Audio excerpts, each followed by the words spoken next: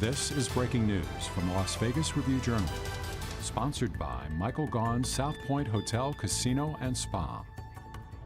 Affiliation when called upon. We plan to address as many questions as possible today. This event will be recorded, and all remarks are on the record and for attribution. So please take that into consideration if you choose not to participate. Also, please note that all registered press received an embargoed news release, and a link to the 24-month study is in that document. At this time, it is my honor to welcome the Deputy Secretary of the Department of the Interior, Tommy Beaudreau. Thank you, and hello, everyone.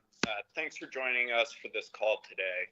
My name's Tommy Beaudreau. I'm the Deputy Secretary here at the Interior Department, and I serve proudly alongside Secretary Holland and all of our department leadership as we work across the federal government and with our state and tribal partners to tackle some of the nation's most pressing climate and environmental issues.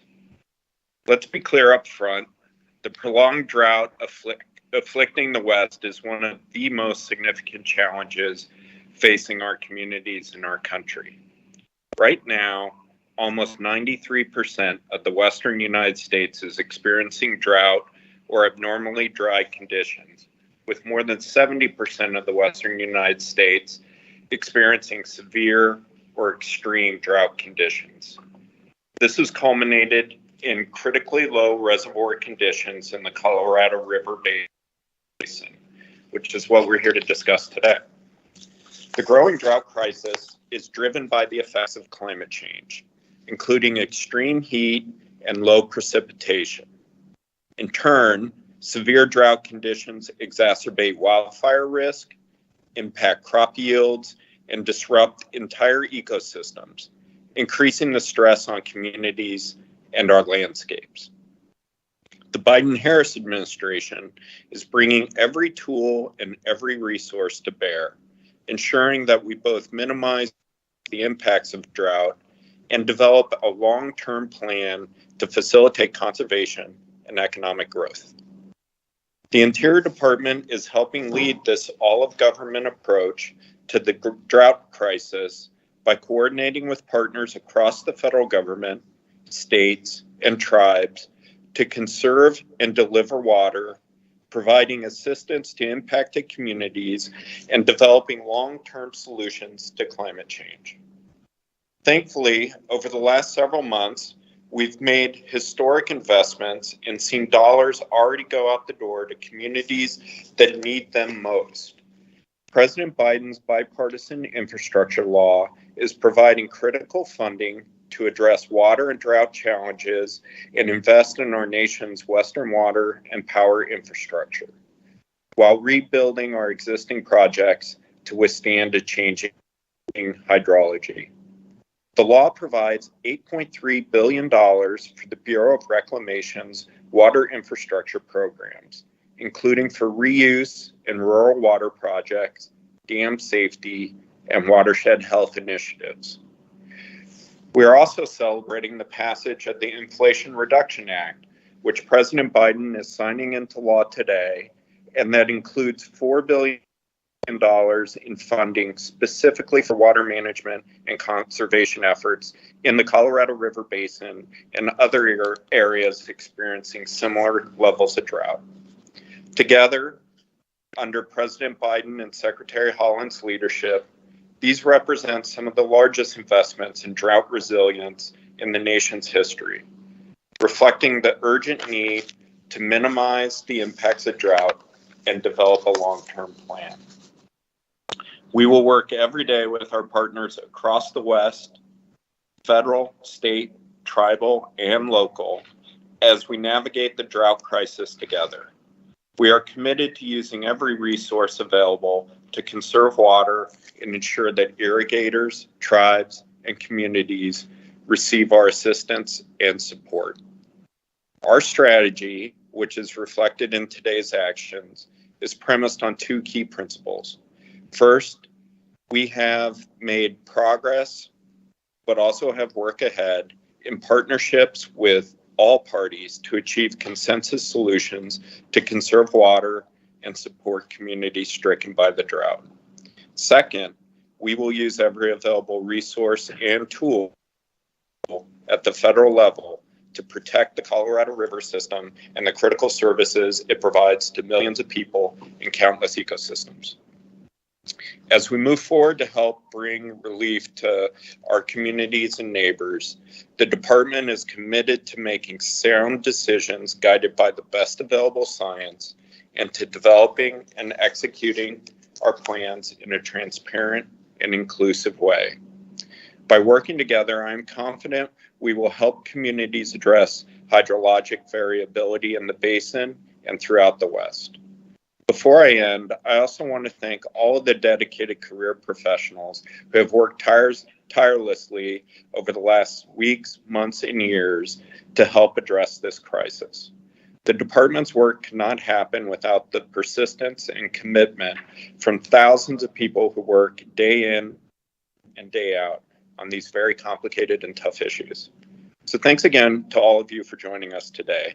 I'll now turn it over to our Reclamation Commissioner, Camille Touton, who will walk us through today's announcement. Camille? Thank you, Deputy Secretary. And good afternoon. My name is Camille Klimlim Touton, and I am the Commissioner of the Bureau of Reclamation. 63 days ago, I briefed Congress on the science of the Colorado River, the risks we see to the system, and the action needed to stabilize the system. The conditions and risks have not changed and have only been bolstered by the real-time, observable, and quantifiable data that we are not only seeing in this basin, but across the West. The Colorado River Basin is in its 23rd year of a historic drought. Both Lake Powell and Lake Mead, the two largest reservoirs in the United States, are at historically low levels, with combined storage of 28% of their capacity. The system is approaching a tipping point, and without action, we cannot protect the system and the millions of Americans who rely on this critical resource. Reclamation's announcements today center on our inherent purpose of meeting our mission to protect the system and to ensure that the cities, agricultural communities, tribal nations, and the environment are sustained, not just next year, but for the future. Protecting the system means protecting the people of the American West. Today, Reclamation is announcing a multifaceted set of determinations. 2023 determinations for reservoir operations, investing in system conservation and voluntary agreements, reviewing reclamation initiatives that would reduce urban and agricultural water use in the basin. I want to summarize the 2023 operations, and others on the call will then provide more detail on the hydrology. Reclamation today released the Colorado River Basin 24-month study for August 2022. This month's study sets annual operations for Lakes Powell and Mead in 2023. Releases from these reservoirs are determined by anticipated reservoir elevations. And due to declining reservoir levels, downstream releases from Glen Canyon and Hoover dams will be reduced again in 2023. In the lower basin, the reductions represent the second year of increasing shortage declarations, demonstrating the severity of the drought and low reservoir conditions. Our 2023 operations honor existing agreements as approved by Congress that have been developed over the past 2 decades and lay out detailed operational rules for these critical Colorado River reservoirs. Based on projections in a study released today, Lake Powell will operate in the lower elevation balancing tier in water year 2023. And Lake Mead will operate in its first ever level 2A shortage condition in calendar year 2023. Chris Cutler will provide specifics on the study's projection, basin operations, and upper basin hydrology. Chris serves as Reclamation's manager of the Water and Power Service Division for the Upper Colorado Basin Power Office. Thank you, Commissioner. Hello, everybody. My name is Christopher. Oh, I'm sorry. Thought you were done. Since June, Reclamation has engaged with our partners across the basin and with the basin states on voluntary agreements to meet the reduction amounts needed for the system. While significant progress has been made, they are not complete. Reclamation understands the difficult decisions the basin states must consider and appreciate and respect the way the state leaders serve the needs of their citizens. They have long been our partners in managing water in the West and will continue to be our partners.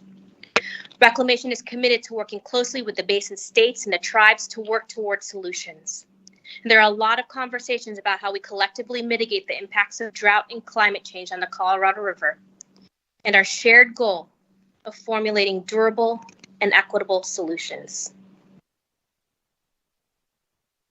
But to date, the states collectively have not identified and adopted specific actions of sufficient magnitude that would stabilize the system.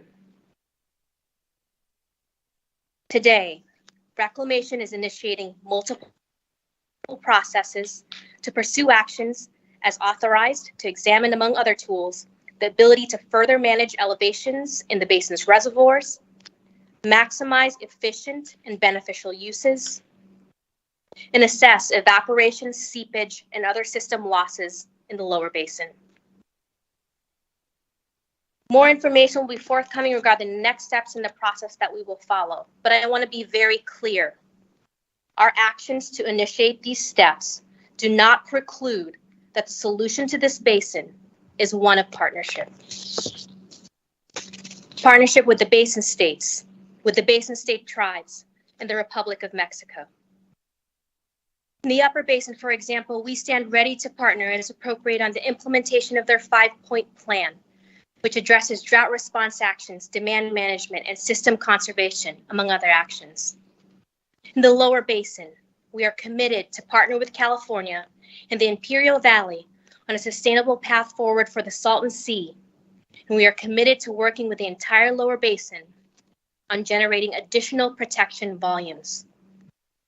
We remain committed to addressing the challenges of climate change and will continue investing in the power of partnerships to develop the next management framework for the Colorado River Basin.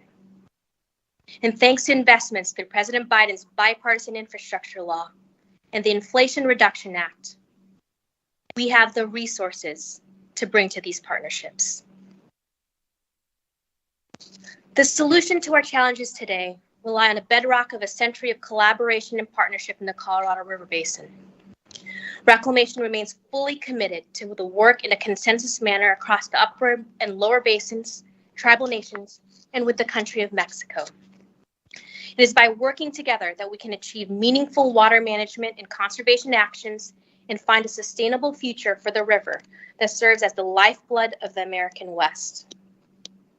We talk about protecting the system, about the infrastructure being more resilient.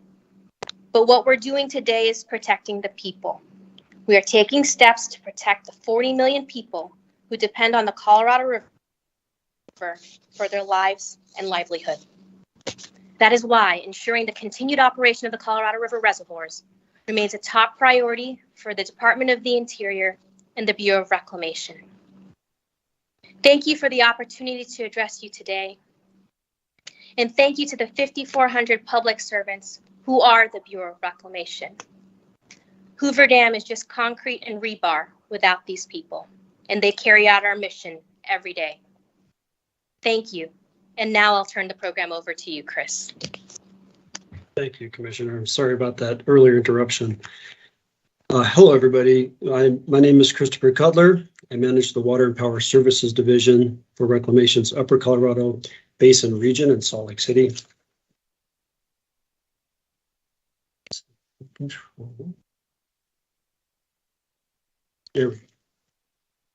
Okay, as Commissioner Tootin had mentioned, the Colorado River Basin is experiencing the driest 23-year period on record. And the period from 2011 through 2021 has been the driest decade on record. This year, water 2022 is on record as the 11th driest year since Powell first filled. The Colorado River Basin has experienced 3 consecutive years of dry hydrology from 2020 through this year, and 4 of the past 5 years were well below average. We started this year with total system storage at 37% full, which is down from 46% full from the year before, and system storage is currently at 34% full. Powell is currently 26% full, and Mead is 27% full. Delving further into historic elevations. Let's see if this works. There we go. Reservoirs provide security to water supply by capturing water during the wetter years and supplementing releases during the drier years. The storage provided by Lakes Powell and Mead has fluctuated over the past 50 years, as illustrated by this graph before you. Here we see the combined storage of these 2 reservoirs, beginning with the initial fill period of Lake Powell in the early 60s, which reached 40% full by 1967. And the commencement of the current 23-year drought, you can see starting in the year 2000. As a result of below normal runoff this year, Lake Powell is projected to drop to elevation 3521.84 feet in water surface by the end of this calendar year. That would place Powell at the end of the year storing 5.365 million acre feet, or 23% of capacity. Now, this slide indicates the amount of runoff received by Lake Powell each year since 1964, as shown in the blue bars, and the long-term average inflow of 9.6 million acre feet as measured from 1991 through 2020. This is the current 30-year hydrologic period of record, which we use for comparing inflows, and this is rolled forward every 10 years.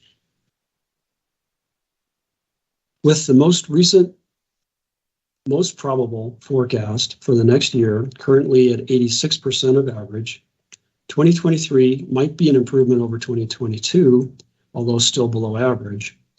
The possibility still exists for a good runoff next year if conditions are right. With that, I'd like to turn control of the presentation over to Dan Bunk, Chief of the Boulder Canyon Operations Office.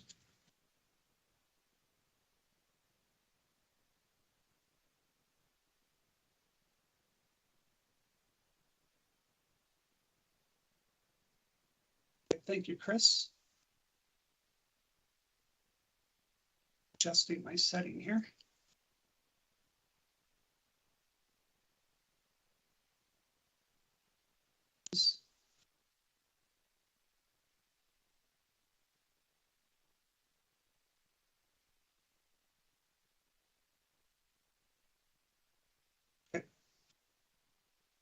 So, as a result of the lower reservoir conditions at Lake Powell, there's been a number of drought response actions that have taken place since water year 2021 and as well in 2022.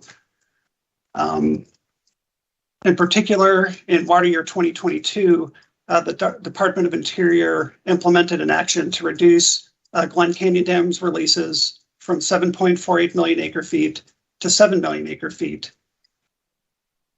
This action was done in conjunction with a 2022 drought response operations plan, in which an additional 500,000 acre feet was released from upstream reservoirs, Flaming Gorge, adding about 1 million acre feet of storage to Lake Powell by April of 2023. So this resulting million acre feet has will improve Lake Powell's elevation by about 15 feet or so by the time this drought response operations release from Flaming Gorge is completed. The decision to hold back the 480,000 acre feet in Lake Powell will not impact future operating tier determinations, as I'll discuss in a few minutes. So when we are making the tier determination for both reservoirs, it'll be as if that 480,000 acre feet had been delivered to Lake Mead, such that it wouldn't result in a lower level of shortage in the lower basin in 2023.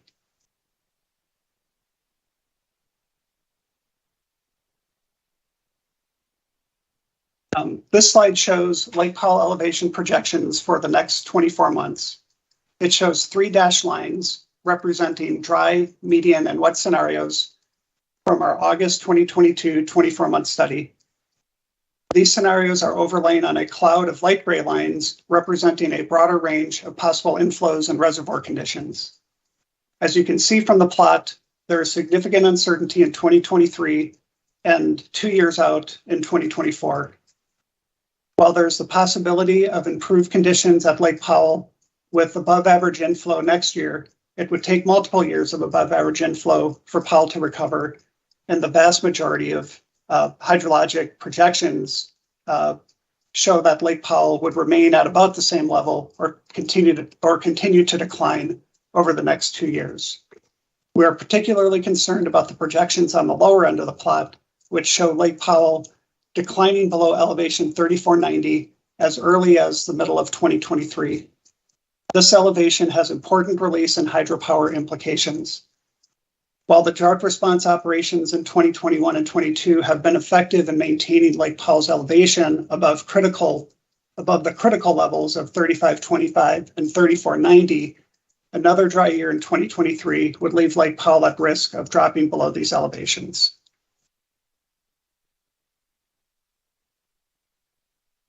This slide shows Lake Mead elevation projections for the next 24 months, similar to the Lake Powell plot we just looked at. It shows 3 dashed lines, again representing the dry, median, and wet scenarios from our August 24-month study, and then these scenarios are overlain on those light gray lines that represent a broader range of possible reservoir conditions. As you can see from the plot, Lake Powell is projected to operate in at least some level of shortage for the next couple of years and beyond. While a level 2 shortage is projected in calendar year 2023, there is a chance of deeper levels of shortage, such as a level 3 shortage, as early as 2024.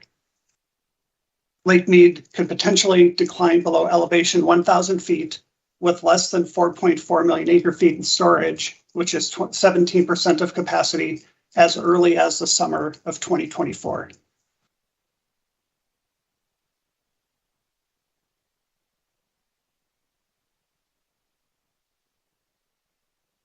The August 24-month study most probable scenario sets the operating tiers for Lake Powell and Lake Mead in the upcoming year. This August 2022 24-month study projects Lake Powell to be below elevation 3525 at the end of this calendar year. Based on this projection, Lake Powell will operate in the lower elevation balancing tier in water year 2023, and a water year starts on October 1. So water year 2023 is from October 1st, 2022 through September 30th of 2023. The August 24-month study projects that Lake Powell will likely release 7 million acre feet in 2023, with the potential for Powell releases to range between 7 million acre feet and 9.5 million acre feet in 2023, depending on hydrologic conditions. The department will evaluate hydrologic conditions in April of 2023 and will implement the 2007 interim guidelines by limiting water year 2023 releases to protect Powell from declining below elevation 3525 at the end of 2023. So if balancing releases were to occur in 2023, it would be such that elevation 3525 would be protected at Lake Powell. The August 2022 24-month study projects that Lake Mead will be in the elevation band between 1045 and 1050 at the end of this calendar year. With this projection, Lake Mead will operate in a level 2A shortage condition in calendar year 2023. The August 24-month study projects an operating determination elevation of 1047.61 feet which is calculated by taking the end of calendar year physical elevation and by adding that 480,000 acre feet held back from Lake Powell, adding that back to Lake Mead's capacity to maintain operational neutrality. The projected elevation of 1047.61 reflects a tier 2 shortage condition with required shortage reductions and water savings contributions for the U.S. lower basin states and for Mexico pursuant to Minute 323.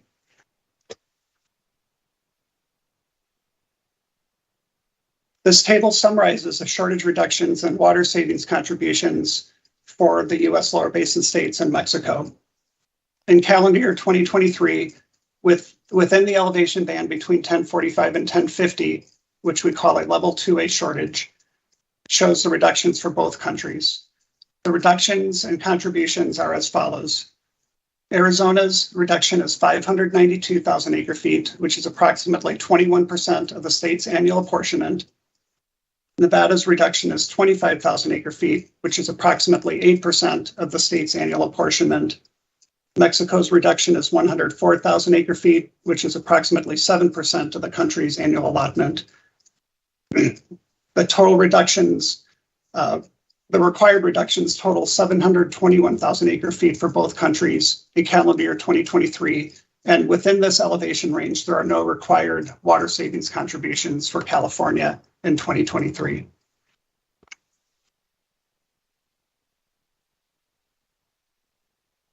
To summarize, drought operations to protect Lake Powell implemented under the Upper Basin Drought Response Operations Agreement and the Glen Canyon Dam reduced release in 2022 under the 2007 interim guidelines together provided approximately 1 million acre feet of additional water to help protect water levels at Lake Powell.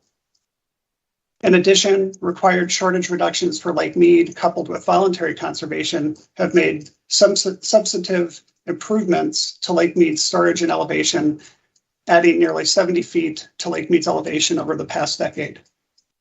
While we have done a lot to help protect Lake Powell and Lake Mead, more needs to be done. As this diagram shows, projected increasing risks will continue to impact Lake Powell and Lake Mead through 2026. Reclamation's protection volume analysis details that, depending on future snowpack and runoff, a range of actions will be needed to stabilize elevations at Lake Powell and Lake Mead over the next 4 years and moving forward beyond that. The analysis shows that depending on Lake Powell's inflow, additional water conservation or other water sources needed would range from about 600,000 acre feet to as much as 4.2 million acre feet annually. With that, I will now pass the presentation and news conference back to Rob Manning. Thank you, Dan. It is now my privilege to welcome Assistant Secretary for Water and Science, Tanya Trujillo. Thank you very much, Rob, and thank you to all of the excellent technical staff at Reclamation in both basins who have provided the basis for the announcements we are making today. Today is a very important day for the Colorado River Basin. I join my colleagues in confirming we are currently facing unprecedented challenges, and we have unprecedented resources available to address them. Our reservoirs are declining rapidly. As we have emphasized since taking office, the circumstances we face will require swift actions and increased water conservation in every state from every sector. We all have a responsibility to ensure that the water we do have available is used with maximum efficiency and that additional conservation will occur expeditiously. In addition, we have to ensure that we will be able to implement the additional actions we've announced today in order to bring the system into balance. This is the unprecedented challenge that we face. And to meet this challenge, we do have unprecedented resources.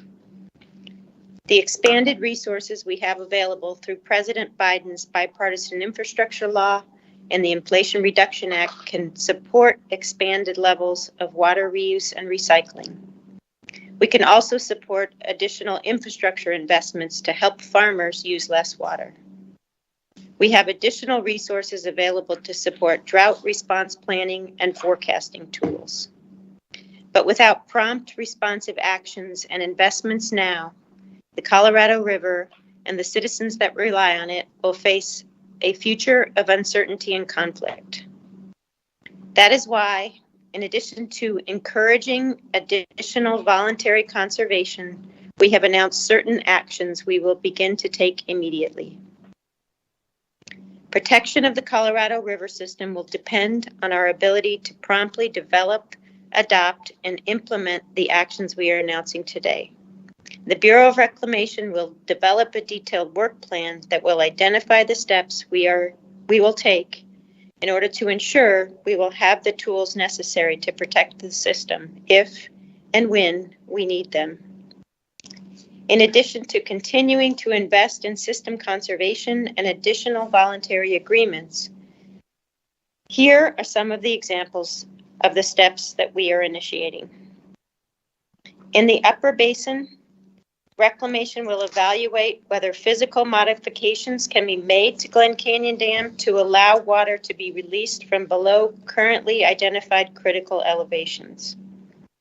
We will also continue to work with the basin states, basin tribes, stakeholders, and partners to be prepared to implement additional substantial releases from upper basin reservoirs to help enhance the reservoir elevations at Lake Powell under the Drought Contingency Plan's Drought Response Operations Agreement. For the lower basin, examples include initiating the administrative actions needed to further define reservoir operations at Lake Mead below elevation 1025. We will also review and prioritize additional administrative initiatives that would ensure the maximum efficient and beneficial use of urban and agricultural water, and address evaporation, seepage, and other system losses in the lower basin. We will complete the technical studies necessary to ascertain whether physical modifications can be made at Hoover Dam in order to allow water to be released from elevations below the currently identified dead pool elevation. In both basins, we will consider other operational actions to establish flexibility in operations at Reclamation's facilities. Given the risks facing agricultural, urban, municipal, tribal, and environmental interests in the basin, departmental leadership will ensure that all bureaus within the department are working together with the same sense of urgency, and that we can coordinate our actions with our federal partners and non-federal agencies to maximize our efficiency and effectiveness. We are moving forward with several efforts at the same time. As we evaluate our additional short-term operational administrative actions, we are simultaneously developing the additional tools and innovative strategies that will be necessary to help communities address the hydrologic variability in this basin caused by climate change. We are currently seeking input regarding the scope and substance of the strategies we will use to develop the next round of operational guidelines, and we will incorporate the actions we are announcing today into that ongoing process. Our actions will rely on the best available scientific information to guide our future operations. We will continue to be transparent about the information we rely on, and we will continue to seek consensus support for our actions. We remain committed to engage with partners across the basin states, with our sovereign tribal nations, and with the Republic of Mexico to ensure all communities that rely on the Colorado River will benefit from the solutions we develop. Ensuring that the reservoirs of the Colorado River system can continue to provide water and power for the millions of people and the natural environment that rely on them remains the unwavering priority of the Biden-Harris administration, our priority within the Department of the Interior, and within the Bureau of Reclamation. We fully understand that our work is essential to supporting the social, economic, and environmental needs for the people who live in the southwestern United States and northwestern Mexico. Thank you again to the leadership and career staff at Reclamation and to the many partners we have throughout the basin who will help ensure we will be successful with our efforts to protect the system. We simply have no choice.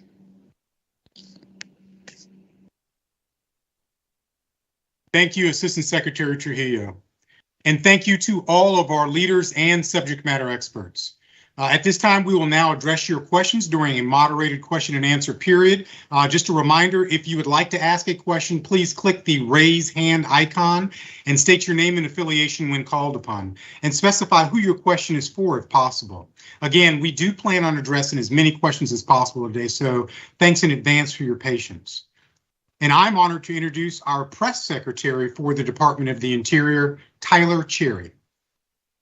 Thanks, Robin. Hi, everyone. Thanks for joining. We're going to take as many questions as we're able to, time permitting. But as you can see on the slide in front of you, any questions that we're not able to get to, please email them at press@usbr.gov, and we'll address them as soon as we can. To kick us off, I'm going to go first to Suman Nashadam at Associated Press. Peter on our end is going to give you the ability to unmute yourself. So give him a moment, and when you're unmuted, please ask your question.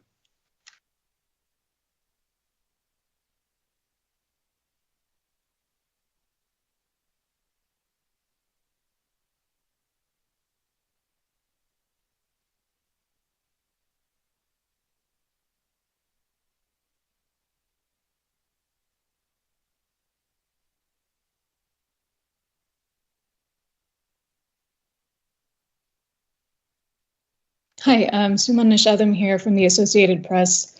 Could you please explain to me what the Bureau will do, or whether it will impose mandatory cuts to the level of 2 to 4 million acre feet among the Colorado River Basin states? And secondly, will that level of cuts be needed on an annual basis until 2026, when the Colorado River users reconvene for renegotiating the terms of the compact? Thank you. Thank you for that question, Neil Tootin. The risk that we see to the system is based on the best available science that we've seen, and those risks have not changed. So today we're starting the process, and more information will follow as far as the actions we'll take in that process.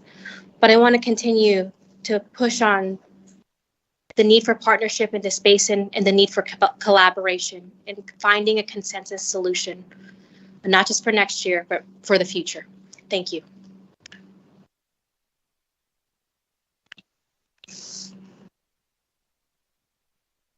Okay, great. We'll go next to Ben Tracy at CBS.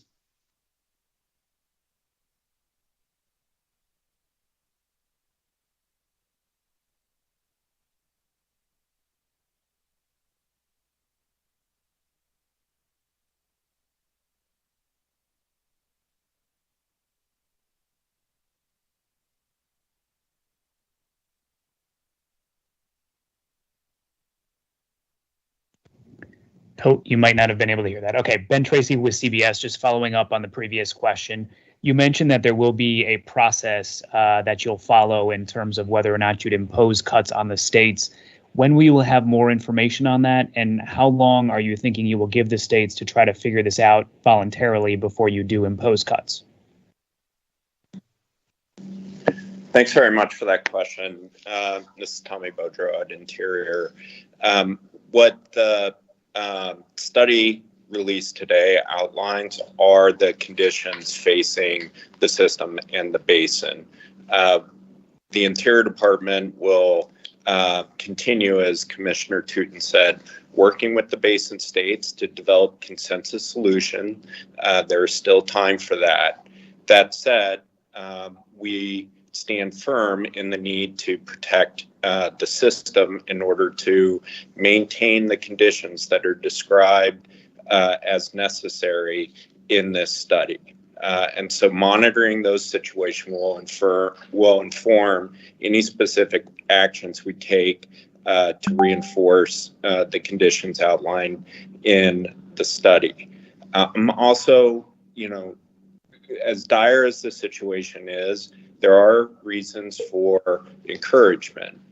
First of all, while there remains work to be done, the states have come together to try to hammer out voluntary solutions. This is a complex environment. There's a lot of issues that have to be worked through, but I am encouraged by the spirit by which the basin states have come to the table, and that work will continue. The second reason for encouragement, as both Assistant Secretary Trujillo and Commissioner Tootin mentioned, is we have resources that we're bringing to bear on this, both through the bipartisan infrastructure law as well as through the IRA that the president is signing this afternoon. We're bringing resources to the table in the form of infrastructure investments to help with water delivery, improvements to the system to support efficiency, and support for users, including irrigators, as everybody has to tighten their belts in this situation.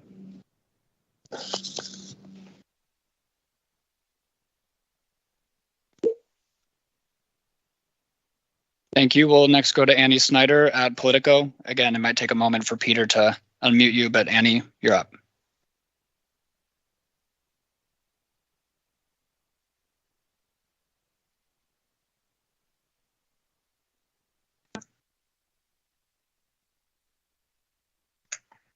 All right. Well, this is Annie Snyder at Politico.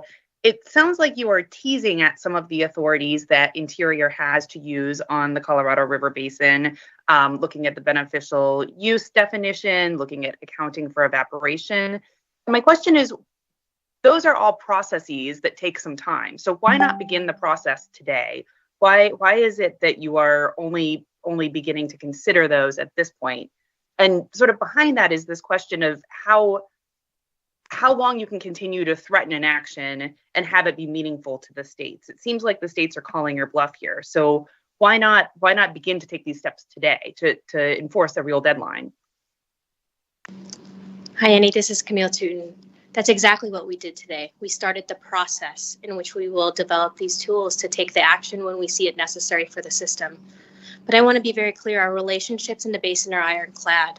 And we're continuing to work with the basin states because we believe that the solution here is one of partnership. But we're going to continue to work towards developing these tools because we need to be able to protect the system. And protecting the system means protecting the people that call the American West home.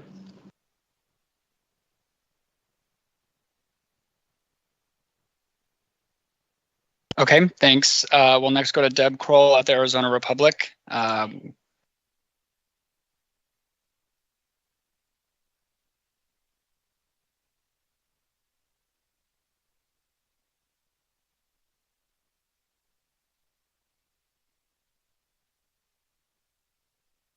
Have been doing their part to leave water in the Colorado. Are you going to be asking them to voluntarily leave more, or are you going to ask them to do what they're going to do for 20? I'm sorry, my editor's talking with me too at the same time. Deb, I apologize. Yeah. We missed your first, Melissa. We missed your first sentence. Would you mind just starting over for us? Okay, so we know the tribes, the lower basin tribes have been doing their part to voluntarily leave water in the Colorado as well as other entities. Are you planning on asking the tribes to do more, or are you okay with what they're leaving in the Colorado now? Thank you for that question. This is Tanya Trujillo, Assistant Secretary for Water and Science. We have been very careful to ensure that the tribes are included in our discussions, and Commissioner Tootin was in Albuquerque last week. Secretary Holland and I were together with all of the tribal basin leaders this spring. We are looking forward to continuing to partner with them on all of our activities going forward. They have provided significant benefits to the system. They are critical to the future well-being, and I know they understand and appreciate the severity of the situation that we have been dealing with, and we thank them for their continued partnerships, for their continued participation with our efforts.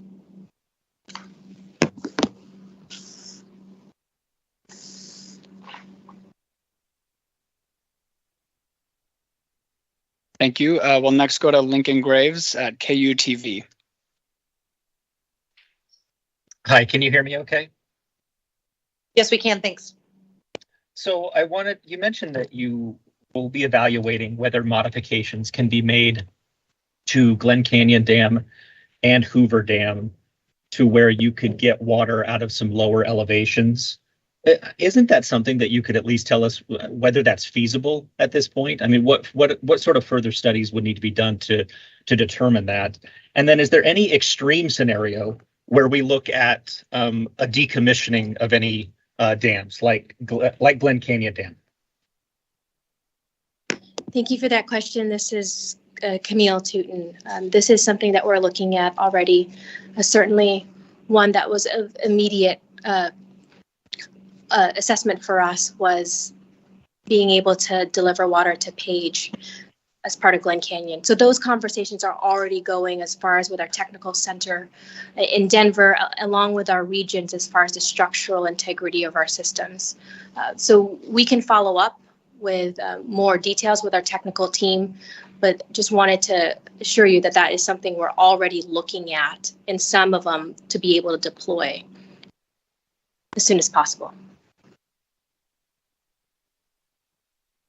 Thank you. We'll next go to Elisa Resnick at KJZZ.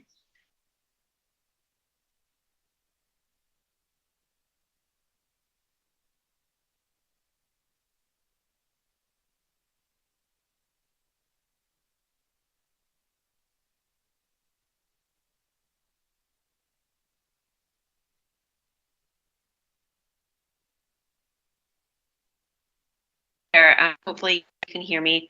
Thanks for setting this up today. I was hoping to see if you had any further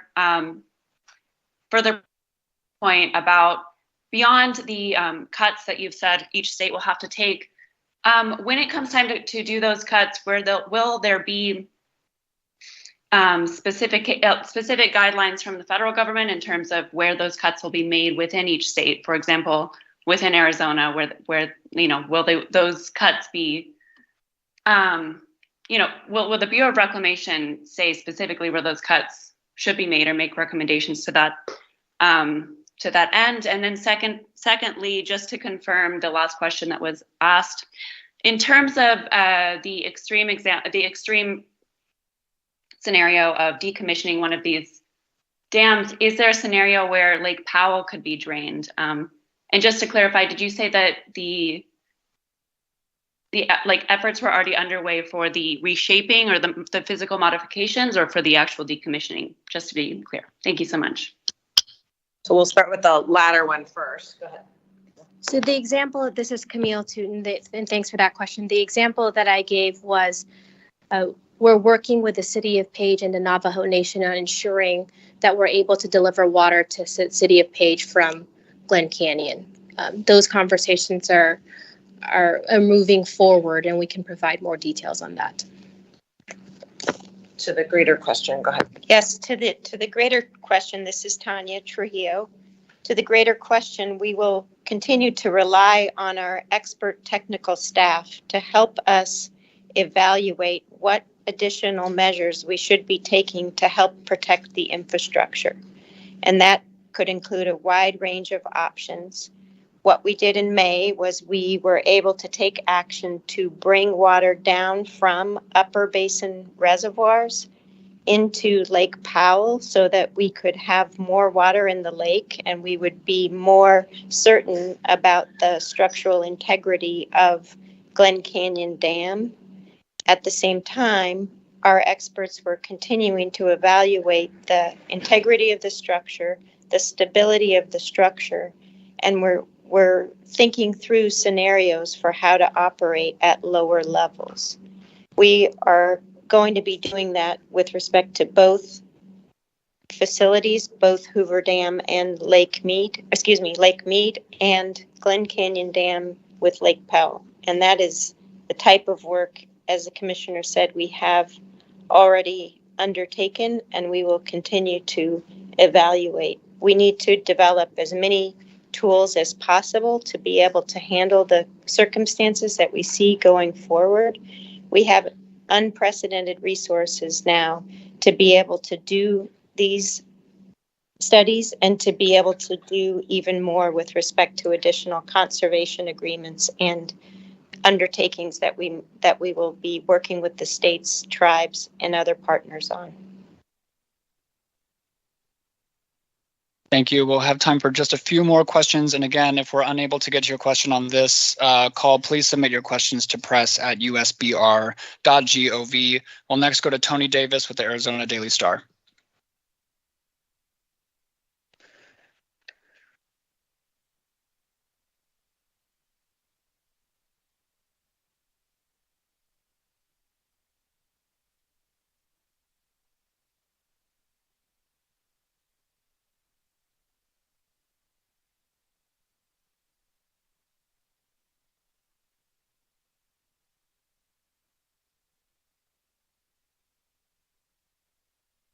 Tony, please unmute your mic, please, on the Microsoft Teams app.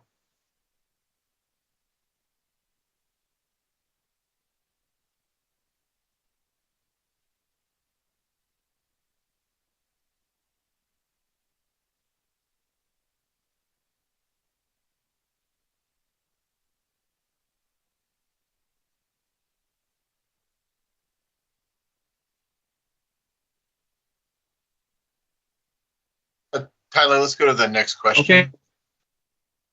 Oh, go ahead, Tony. Yes, my question is two questions. One is, can you give an estimate in terms of water savings in the basin as to how much water out of the 2 to 4 million acre feet you originally talked about in June, how much you now think will be saved in this upcoming year as a result of the actions that you've announced today and that you're going to be considering? That's question one. Question two, there were several questions about Glen Canyon Dam and decommissioning. Are you ruling out the possibility of decommissioning Glen Canyon Dam? Because that question was not directly answered. Or is it something that you will consider at this point? That's it. Hi, Tony. Thanks for those questions. We're going to be continuing to work with the partners in the states to develop as many additional conservation agreements as possible. We're going to work today, we're going to work next week, the following week, and throughout the rest of the year at least to build the additional agreements that we have. We have a proven track record. That's exactly what we're going to be building upon. With respect to our operational investigations, we are focused on maintaining the integrity of the existing structures and the existing system. And that's our highest priority. That was what drove the emergency actions we took this spring. That's what's continued to be our focus as we talk with the basin states, the basin tribes, and our partners in Mexico. We need to be able to ensure that we have the infrastructure intact and able to protect the water supplies for everybody that relies on it. All right, thanks. We'll have time for one last question. We'll go to Michael Sakas at Colorado Public Radio.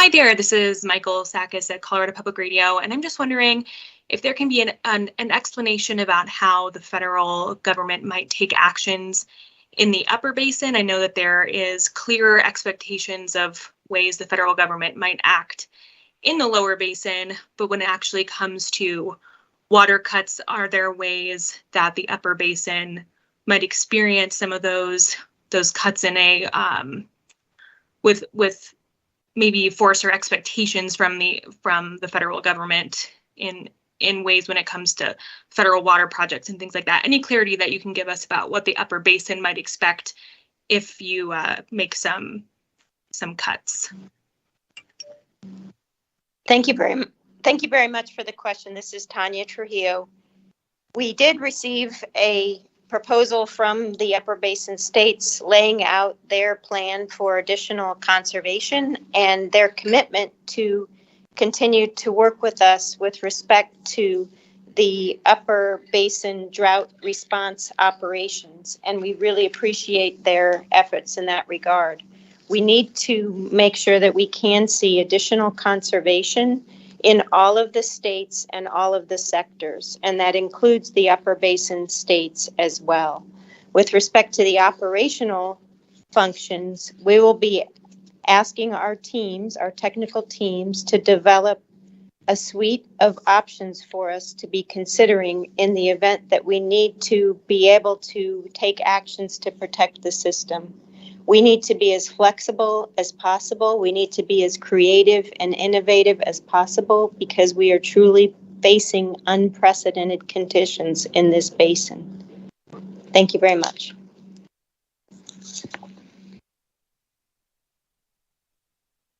And thank you, Assistant Secretary. And thank you, Tyler. Thank you to all of our media colleagues for joining us today. As mentioned, please submit any additional questions to press@usbr.gov as you see on the slide here. The Bureau of Reclamation will remain transparent as we continue relying on the best available science to guide our operations and protect the system. As mentioned, we are proud of a century of collaboration and partnership in the Colorado River Basin, and we thank you for your commitment to accuracy. Please take care.